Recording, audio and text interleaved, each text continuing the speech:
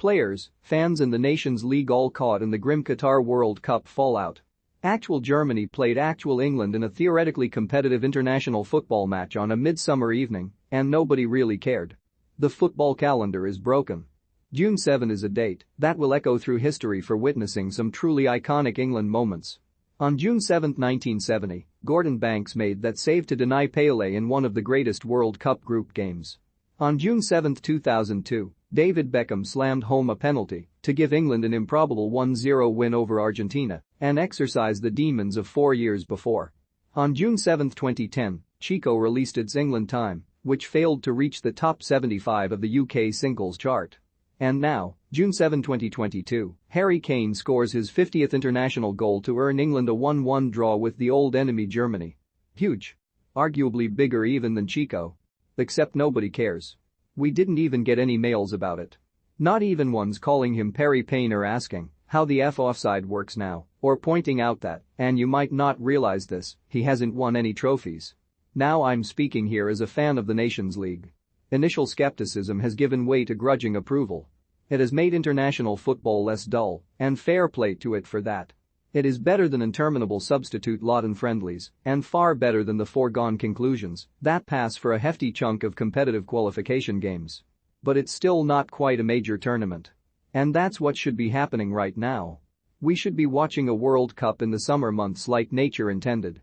Instead, we're watching exhausted players who have just been through 3 uniquely challenging years slog their way through 4 Nations League games in 12 days. 4 games, UEFA? 4? That's insane.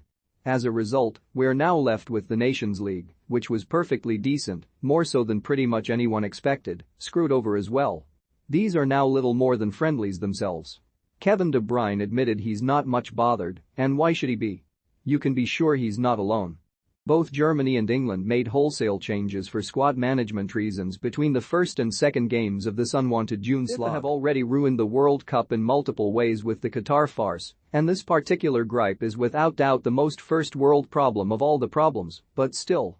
A World Cup in November and December is just not going to be as good as one in mid-summer.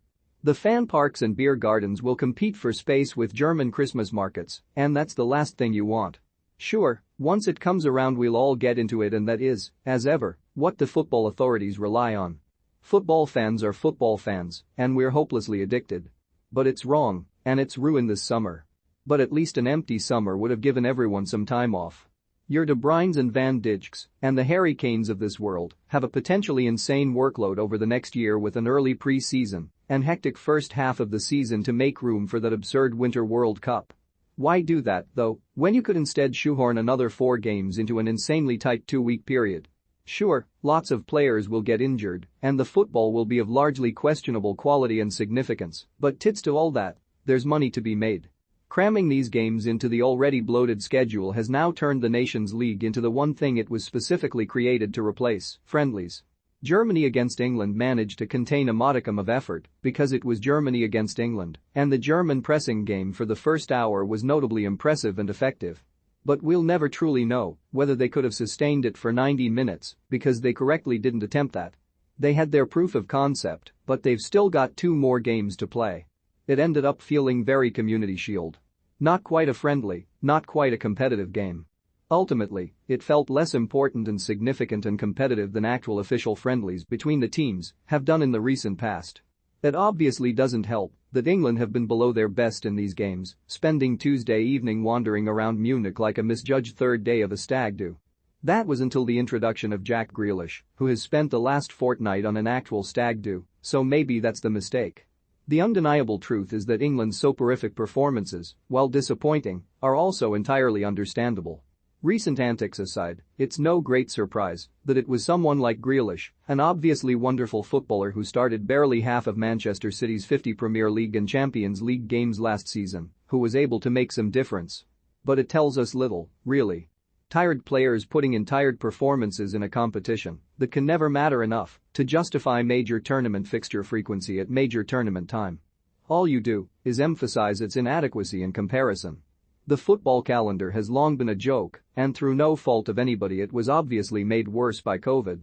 But for it to reach a point where an England striker scoring a landmark goal in a midsummer clash with Germany causes barely a ripple is really quite startling mismanagement.